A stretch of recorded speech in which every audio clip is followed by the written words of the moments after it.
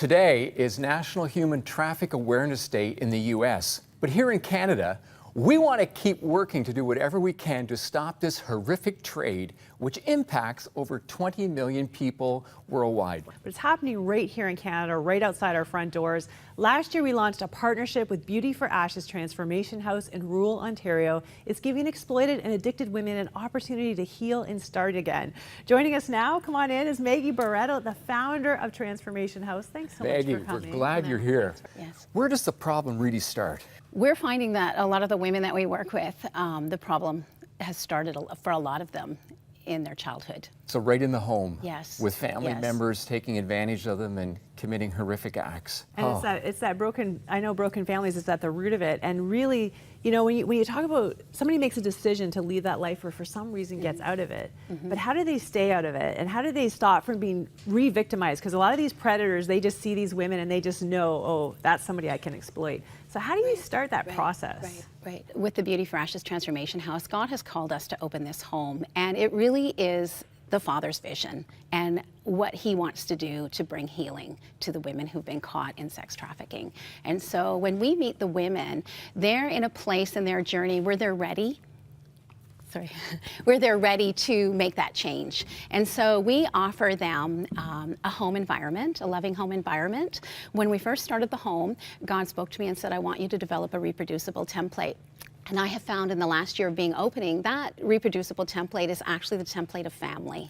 And so it's providing them a loving environment where they can start to begin to feel, because a lot of them have numbed out their emotions through addiction, and so they're able to express their emotion, develop emotional regulation.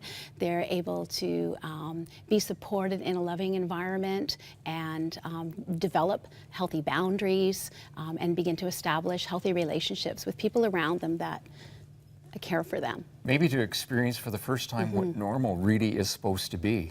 Although if anybody really knows what normal is, but certainly what they've gone through is anything but that. Yeah.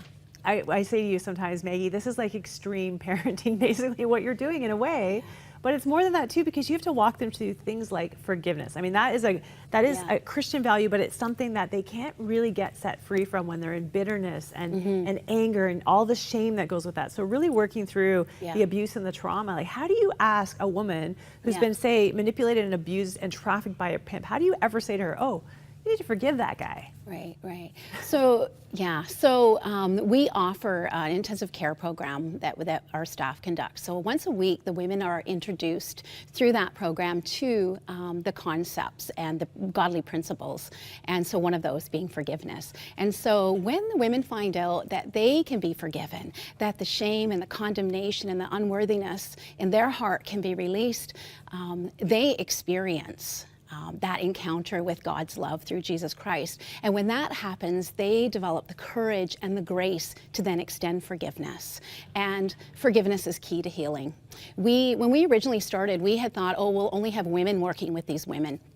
That was wrong. We find that the men on our team, the godly men on our team, are so key. Because a lot of these women have been wounded and hurt through men, God is using godly men to be vessels of healing. You've been listening to Maggie Barrato, and with her ministry, Beauty for Ashes, the Transformation House is taking place in rural Ontario.